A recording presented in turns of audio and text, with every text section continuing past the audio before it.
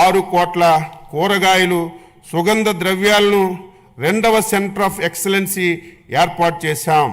ఉద్యాన శాఖతో రాష్ట్ర ప్రభుత్వం మరియు డిసిసిడి సమన్వయంతో కోకో సమావేశాన్ని అక్టోబర్ 16, 2024లో విజయవాడలో నిర్వహించి భారతదేశంలో కోకో పంట అభివృద్ధికి సంబంధించి వ్యవహారాలపై చర్చించాం. ఉద్యాన శాఖ డిజిటల్ గ్రీన్ సమన్వయంతో ఈ మిర్చా ప్రోగ్రాంను అమలు చేస్తుంది. ఈ పద్ధతిని టమోటా, పసుపు పంటలకు విస్తరిస్తున్నారు. ఈ యాప్లో ఫార్మర్ చాట్ చేయడం, పురుగుల మందుల అవశేషాలు విశ్లేషణలు, కాల్గుడితో మార్కెటింగ్ టైం ఆఫ్ కోసం నాణ్యత అంచనాలు పరికరాలు అందించబడ్డాయి. ఆయిల్ ఫామ్ తోటల్లో జియో ట్యాగింగ్, ఫెన్సింగ్ కోసం మొబైల్ యాప్లు, డ్రోన్, శాటిలైట్ టెక్నాలజీని వినియోగించడం జరుగుతుంది. ఈ టెక్నాలజీని ఇతర పంటలకు కూడా ఉపయోగించుకోవడానికి ప్రతిపాదనలు తయారు చేశాం. 2025-26వ సంవత్సరానికి ఉద్యాన శాఖ ప్రతిపాదనలు రాష్ట్రీయ కృషి వికాస్ యోజన పథకం కింద 3.75 లక్షలు ఎకరాలను సూక్ష్మ సేద్యం కిందకు తీసుకురావడానికి 500 కోట్లు ప్రతిపాదిస్తున్నాం.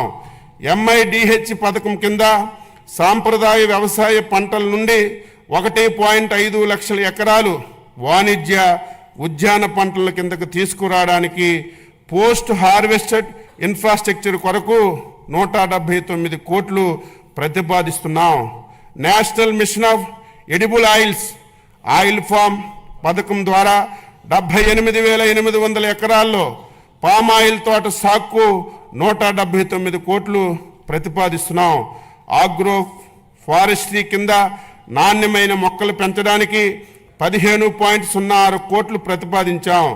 జాతీయ వెదురు మిషన్ పథకం ద్వారా వెదురు అభివృద్ధికి 2.50 కోట్లు ప్రతిపాదిస్తున్నాం.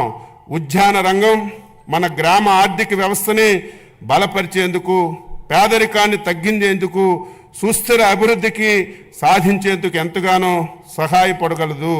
మన భూమిలో పెట్టుబడులు పెట్టడం అంటే మన రాబోయే తర అభివృద్ధికి పెట్టుబడి పెట్టడమే అన్న ముఖ్యమంత్రి గారికి ఆలోచనలకు అనుగుణంగా ఉద్యాన శాఖ బడ్జెట్ని రూపకల్పన చేశాం. 2025-26వ సంవత్సరానికి ఉద్యానవన శాఖకి 930.88 కోట్లు బడ్జెట్లో ప్రతిపాదించాం. పట్టు పరిశ్రమ శాఖ దేశంలో సాంప్రదాయ పట్టు పరిశ్రమను చేపట్టే కొన్ని రాష్ట్రాల్లో ఆంధ్రప్రదేశ్ ఒకటి. పట్టు ఉత్పత్తిలో దేశంలో మంది 2వ స్థానం కాగా కేంద్ర ప్రభుత్వంచే ఉత్తమ బైవోల్టన్ ఉత్పత్తి చేయు రాష్ట్రం అవార్డు కూడా పొందింది. చిత్తూరు జిల్లా కుప్పం, శ్రీ సత్యసాయి జిల్లా హిందూపురంలో మరియు కాకినాడ జిల్లా సేబ్రోల్లో లీఫ్ టు క్లాత్ ప్రాజెక్టులు ప్రారంభించడానికి ప్రతిపాదనలు రూపొందించాం. 2025-26వ సంవత్సరానికి పట్టు పరిశ్రమ అభివృద్ధి కోసం 96.22 కోట్లు బడ్జెట్లో ప్రతిపాదిస్తున్నాం. వ్యవసాయ మార్కెటింగ్ శాఖ 2024-25 సంవత్సరంలో ఇప్పటి వరకు రాష్ట్రంలో 33 ఈనాం మార్కెట్ల ద్వారా 7,452.51 కోట్లు విలువ చేసే 10.84 లక్షల మెట్రిక్ టన్నులు వాణిజ్యం చేయడం జరిగింది. రాష్ట్రంలో మొత్తం 124 రైతు బజార్లు ఉన్నాయి. మరో 21 రైతు బజార్లు పనులు వివిధ దశల్లో పురోగతిలో ఉన్నాయి. రాష్ట్రంలో గతంలో నిరుపయోగంగా ఉన్నటువంటి 15 మొబైల్ రైతు బజార్లు కూడా మళ్ళీ ఉపయోగంలోకి తీసుకొచ్చాం. రైతు బజార్ల ఆధునీకరణకు, కొత్త మోడల్ ఇంటిగ్రేటెడ్ రైతు బజార్ల కోసం మరియు మార్కెటింగ్ శాఖలో అన్ని కార్యక్రమాలను పారదర్శకతను పెంపొందడానికి ఎండ్-టు-ఎండ్ డిజిటలైజేషన్ కోసం ప్రభుత్వం ప్రతిపాదనలు సమర్పించడమైంది. ధరల నియంత్రణలో భాగంగా మార్కెట్ ఇంటర్వెన్షన్ ద్వారా జూన్ నుంచి అక్టోబర్ వరకు 2024 టమాటా ధరలు పెరిగినప్పుడు వినియోగదారులకు సరసమైనటువంటి ధరలు అందించడానికి రైతు నుంచి 753 మెట్రిక్ టన్నులు సేకరించి రాష్ట్రంలో రైతు బజార్ల ద్వారా అమ్మడం జరిగింది. మార్కెట్ జోక్యాన్ని అందించడానికి ధరల స్థిరీకరణ నిధి ఏర్పాటు కోసం 2025-26 సంవత్సరంలో 300 కోట్లు బడ్జెట్లో ప్రతిపాదించాం. ధరలు పతనమైన సందర్భంలో మిర్చి రైతులను ఆదుకోవడానికి గౌరవ ముఖ్యమంత్రి వర్యులు చేసిన అవిరల కృషి ఫలించింది.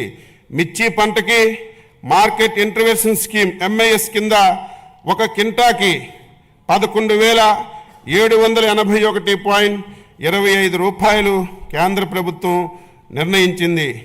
MIP ద్వారా ధర కంటే మార్కెట్ ధర పతనమైనటువంటి సందర్భంలో వ్యత్యాసాన్ని ధనాన్ని కేంద్ర రాష్ట్ర ప్రభుత్వాలు 50-50 నిష్పత్తిలో రైతులకి చెల్లించాల్సి ఉంటుంది. మిర్చి రైతులను ఆదుకునేందుకు గౌరవ ముఖ్యమంత్రి గారు చేసిన కృషిని ఈ సందర్భంగా ప్రత్యేక ధన్యవాదాలు తెలియజేస్తున్నాను.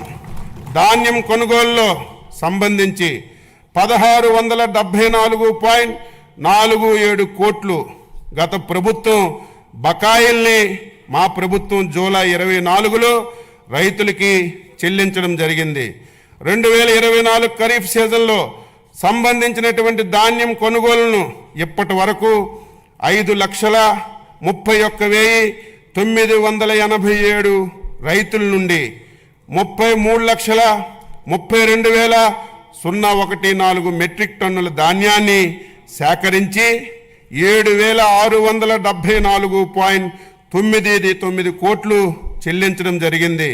పై మొత్తంలో కేవలం 24 గంటల్లోపే 6,726 కోట్లను 24 నుంచి 48 గంటల్లోపు 948 కోట్లను చెల్లించామని గర్వంగా చెప్పదలుచుకున్నాను. 2025-26 సంవత్సరానికి మార్కెటింగ్ శాఖకు 315.32 కోట్లు బడ్జెట్ని ప్రతిపాదిస్తున్నాను. సహకార శాఖ దేశంలో సహకార ఉద్యమాన్ని బలోపేతం చేసేందుకు కేంద్ర ప్రభుత్వంతో పాటు రాష్ట్ర ప్రభుత్వం కూడా సహకార సే సమృద్ధి కార్యక్రమాలు చేపట్టింది. 46.22 కోట్లతో 2037 ప్రాథమిక వ్యవసాయ సహకార సంఘాలను బలోపేతం చేయడానికి కేంద్ర ప్రాయోజిత పథకం కింద PACSలను డిజిటలైజ్ చేస్తున్నాం. ఏప్రిల్ 1 నుంచి 2025 ఏప్రిల్ 1 నుంచి రాష్ట్రంలో అన్ని PACSలు EPACSలుగా మార్పు చేసి వాటి లావాదేవీలను ఆన్లైన్లో జరుపుతామని సంతోషంగా తెలియజేస్తున్నాను. వ్యవసాయ మౌలిక సదుపాయాల నిధి కింద నాబార్డ్ రీఫైనాన్స్ సహాయంతో PACSలను రైతు సేవా కేంద్రాల స్థాయిలో బహుళ ప్రయోజన సౌకర్య కేంద్రాలుగా మారుస్తున్నాం. సమీకృత సహకార అభివృద్ధి ప్రాజెక్టు కింద 15 గోడంలు కార్యాలయ భవనాలను నిర్మించి PACSలను భవనాలుగా ఉపయోగిస్తున్నాం. కేంద్ర ప్రాయోజిత పథకం కింద రాష్ట్రంలో సహకార సంఘాలు రిజిస్ట్రార్ కార్యాలయాలు కంప్యూటీకరణ చేయబడుతున్నాయి. ఐక్యరాజ్య సమితి 2025ని అంతర్జాతీయ సహకార సంవత్సరంగా ప్రకటించింది. 2025-26 సంవత్సరానికి